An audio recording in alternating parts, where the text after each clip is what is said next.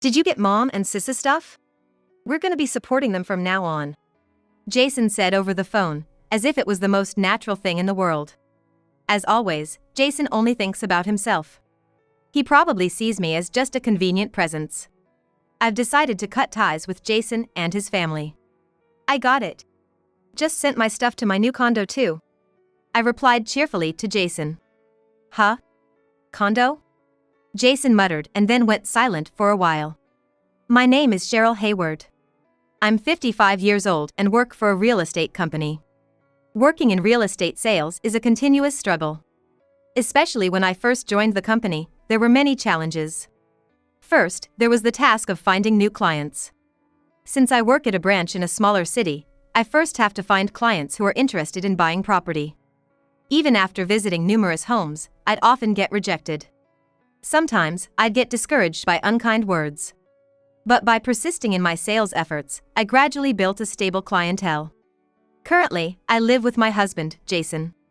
Jason and I became close in college and eventually tied the knot. Of course, he was the one who proposed. We have one son, Jake, who's already grown up and working. Right now, he lives a few hours away by plane because of his job, which makes me a bit lonely. But I always look forward to the long weekends when he comes home. We live near my in-laws. They live with my sister-in-law, who's 5 years older than me. She's a huge fan of a particular music artist. And often travels from Maine to Texas to attend concerts. She seems to be so obsessed with this artist that she hasn't thought about getting married. My in-laws rent an old 2-bedroom apartment that's about 40 years old and showing signs of wear and tear everywhere. Moreover, their apartment is on the 4th floor, but there's no elevator, so climbing up and down the stairs is quite a challenge. However, Jason loves visiting his parents, often saying, "I'm gonna visit my folks," and then he's off. Both of my parents have passed away, so I haven't opposed Jason's visits to his family. Living with my in-laws isn't even a topic of conversation. They're still in good health, and with my sister-in-law around, there's no issue. I was optimistic about the situation at the time. But one day, I was caught off guard. As soon as Jason got home, he said, "Apparently, the apartment where Mom and the others live is gonna be demolished. They're being asked to leave." I was taken aback by the sudden news. "That's so sudden! What are they gonna do?" I asked hurriedly, but Jason nonchalantly said, "Oh, they'll figure it out. They're all adults, right? But hey, can you get dinner ready?" Jason said that and went to his room to change. I got nervous. I'd be in deep trouble if my in-laws started to rely on us. That's because my mother-in-law and sister-in-law treat me terribly. Their attitude was blatantly obvious from our very first meeting. 30 years ago. When Jason and I started dating and visited his parents' house for the first time. "Nice to meet you. I'm looking forward to getting to know you." I greeted them with a smile. However, both the parents and the sister just glared at me. I was puzzled and didn't know what to do. Then, the mother-in-law sighed heavily and said, "So you are Jason's girlfriend. I was wondering what kind of girl you'd be. You don't look glamorous at all, you look rather poor." "Excuse me." I was terribly upset by her words and behavior. While I was lost for words, the sisters-in-law chimed in. "She really does look poor. Jason, your taste in women has gotten quite bad. That's for sure." I looked at Jason, hoping he would help me out. But my expectations were quickly shattered. "I've dated only flashy, beautiful women before, but I thought a girl like her would do as I say," he said, laughing. "Indeed, Cheryl here probably doesn't get much attention from men. She must be desperate not to be dumped by Jason. She'd likely do anything he tells her to." His sister nodded in agreement. In retrospect, I should have broken up with Jason right then and there. But I was so in love with him at the time, I couldn't see what was happening right in front of me. I even misunderstood Jason's terrible behavior as his way of helping me fit in with his family. And so, we got married, and hell awaited me. After a while, the mother-in-law and sister-in-law started ordering me around. "Hey, the microwave is acting up. Go buy a new one," the mother-in-law would suddenly demand over the phone. Confused and panicked, I rushed to the electronics store. I bought the microwave she specified and delivered it to her house, but she didn't even thank me. "Now that we've got the microwave, we have no use for you. Just go home." she said dismissively. Of course, she didn't reimburse me for the microwave. And after that, she kept ordering me around. But if I ignored her orders, she would tattle on me to Jason. Then Jason would yell at me. You are part of my mother's family, aren't you? Just think of it as showing respect to your elders and buy it. This went on for a long time, so I reluctantly put up with it. The sister-in-law was no better. She would suddenly contact me saying, I want to go to my favorite band's concert. Arrange the plane tickets for me. And the date she'd want to travel was always just around the corner. Of course, there are often no available seats on the flights.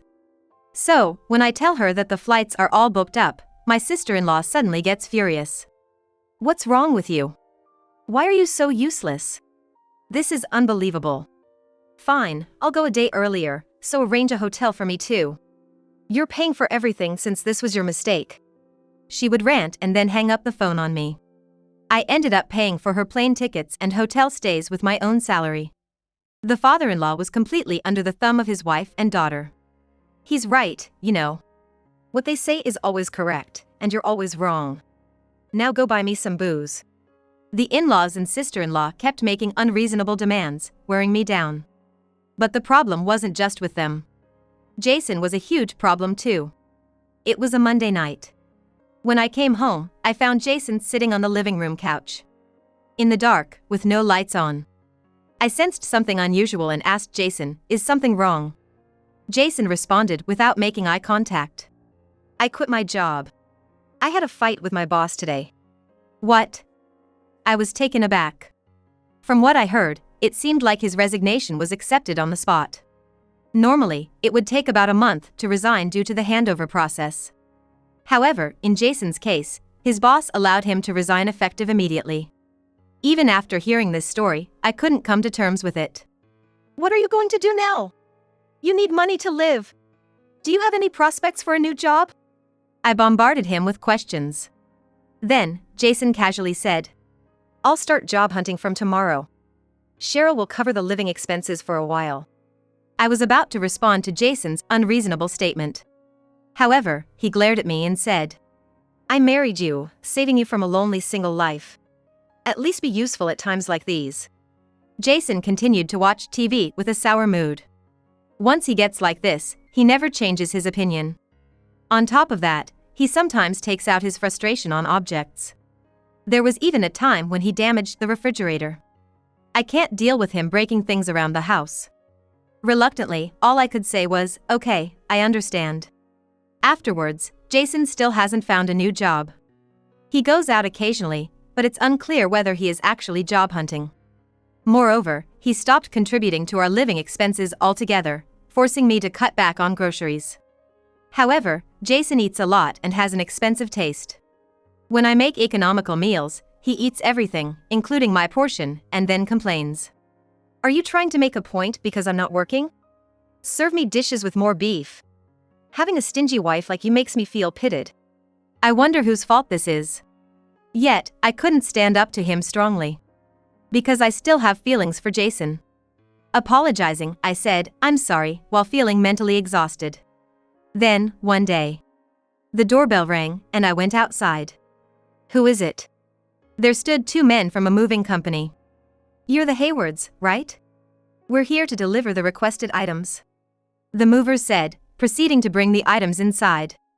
Wait a moment. Isn't there some mistake? I panicked and stopped the movers. With a puzzled look, one of the movers said, We received a proper request from the homeowner, Jason Hayward. We can't just stop because of what you say. And the movers continued to bring in the boxes. I knew I needed to act quickly. So I called Jason. Luckily, he answered right away. Jason? There are movers here bringing in a ton of boxes. What is all this stuff? And in the next moment, Jason dropped a bombshell. You've received my mom and sister's stuff? We're going to support them starting today. My husband Jason said it as if it was the most natural thing in the world. What do you mean? My mom and sister are being forced to move out of their apartment. We have spare rooms, so I suggested they live with us. Plus, they said they could contribute some of my dad's pension to me. It'll be extra pocket money for me. As always, Jason only thought about himself.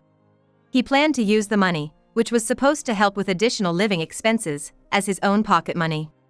Living with my in-laws would definitely increase our living expenses. And yet, Jason had no intention of contributing to the household. In his eyes, I was just a convenient source of money. I decided it was time to cut ties with Jason and his family. I had loved him so much that I endured his harsh treatment. But this incident made my feelings for him fade away. While I was making this quiet resolution, Jason continued nonchalantly. "So, how long will it take to unpack everything?" Jason asked in a calm voice. "Huh?" I thought to myself, what is he saying, and my voice dropped, but it seemed like Jason didn't notice. He stated matter-of-factly. "So, it's about unpacking. My mom and sister are getting old, you know. We can't ask them to do such a hard task, right? While you're unpacking, we're going to stay at a hotel." I was furious at Jason's insensitivity, expecting me to unpack all of his parents' belongings. I needed to make him regret this. After a bit of thought, I said, "About a week, I guess." Suddenly, Jason responded in a displeased tone. "A week? That's way too long. You're really slow, you know. I'll talk to my mom and the others, so make sure you get it done in a week. Also, the paperwork for the moving company fee will be sent to the house later on.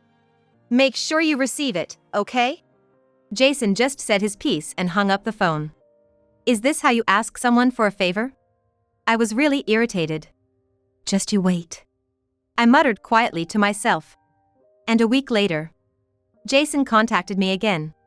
"You finished unpacking, right? We're about to head back home with my mom and everyone. Did you get the paperwork for the moving company fee?" Jason sounded cheerful. And I could hear his parents and sister in the background. "So, we get to live with our convenient housekeeper from now on, huh? You'll do as I say, right? It's unpaid work, but we're family after all. That's only natural, right? Mom, that's really blunt. But well, she's not real family, so being a housekeeper is appropriate, I guess," his sister said, trying to hold back her laughter. "That's right. She's not a real family after all," his father agreed. "These people aren't my family. They were strangers with a twisted relationship from the start." "So," I replied with a smile on my face. "I've received it. I just sent my stuff to my new place in a high-rise condo." I responded cheerfully to Jason. "Huh? A high-rise condo?" Jason and his parents fell silent after muttering those words. In fact, right after Jason's call, I had taken action. First, I reported the whole situation to Jake. He got terribly angry and decided to take my side. Then, there was something I hadn't told Jason about. Actually, I had purchased a room in a high-rise condo as an investment. My real estate company specializes in investment condos for the affluent. In my second year at the company, I took a big leap and bought a room in a high-rise condo with a 35-year mortgage. It's a one-bedroom with a living room, not very spacious, and even though it's in a high-rise, I bought a unit on the third floor. So, the purchase price was on the lower end for that building. Still, it was a big purchase, something meant to last a lifetime. I'm quite proud that I had the courage to make such a purchase. I rented it out immediately after buying it. As for the mortgage payments, the rental income had been nicely offsetting them so far. However, the tenant had just moved out and the income had stopped. I thought it was good timing, so I decided to move in, I explained calmly. Then Jason spoke up. "Why do you get to live in a high-rise condo by yourself? That's not fair. What are you going to do with the house we were living in?" Jason seemed quite flustered. Which I could understand. After all, the house we were living in was a rental.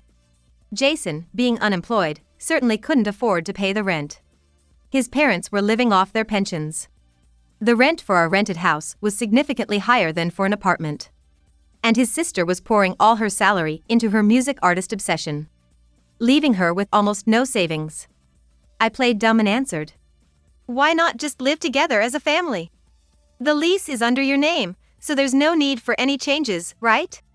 No problem at all, right?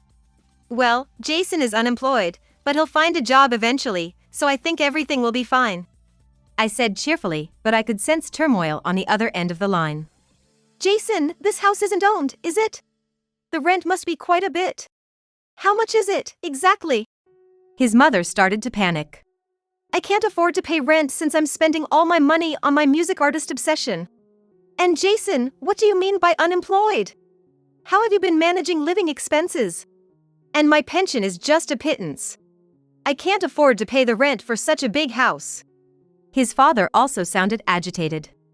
His parents and sister started to blame Jason all at once.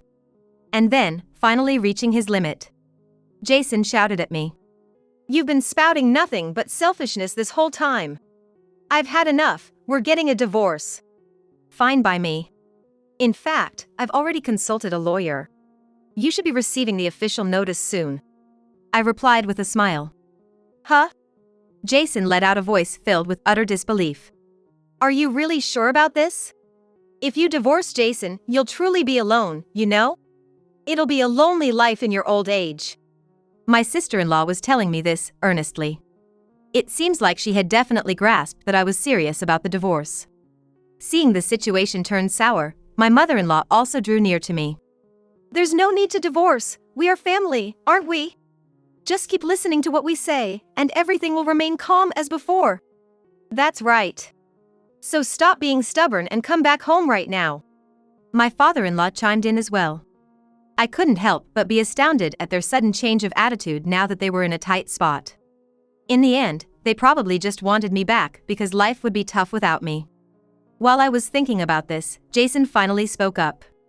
Show some gratitude, we are a kind family. Apologize to us right away and come back. His parents and sister nodded in agreement.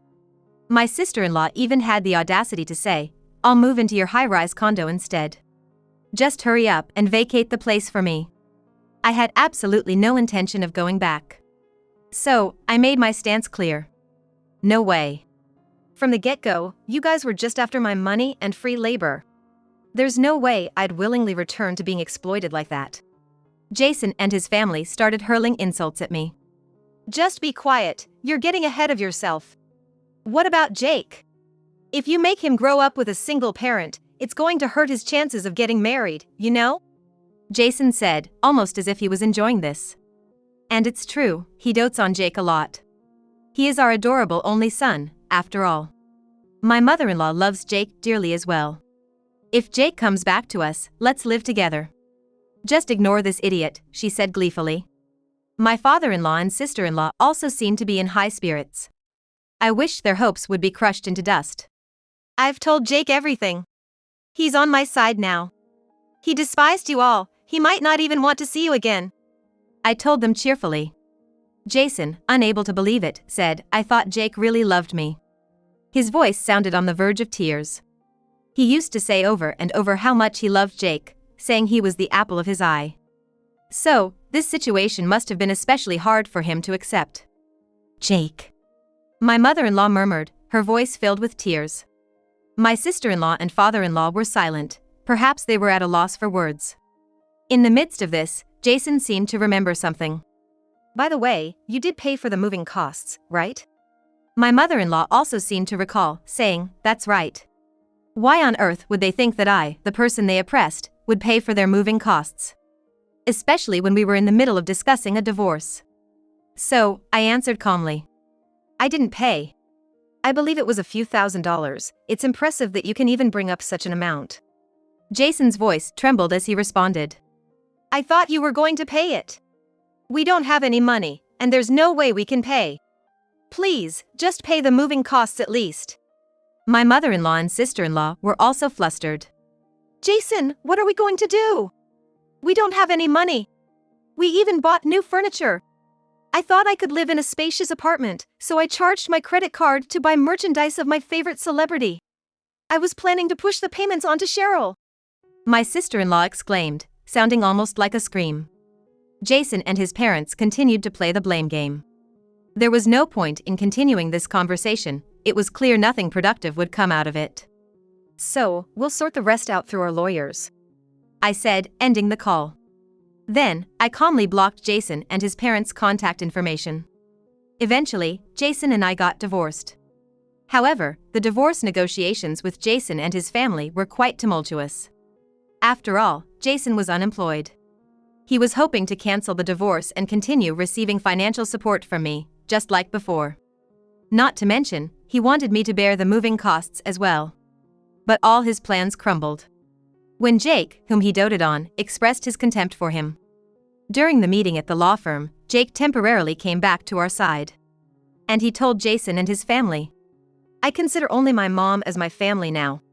I can't call people who oppress her, like dad and grandma, my family. If you guys get divorced, I'm going with mom."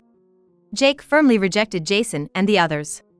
This had Jason and my mother-in-law at their wits' end. So, they turned to me and said, "You need to talk some sense into Jake. This is all your fault, isn't it? Talking about divorce and dragging the whole family into this mess. Don't you realize you're causing trouble?"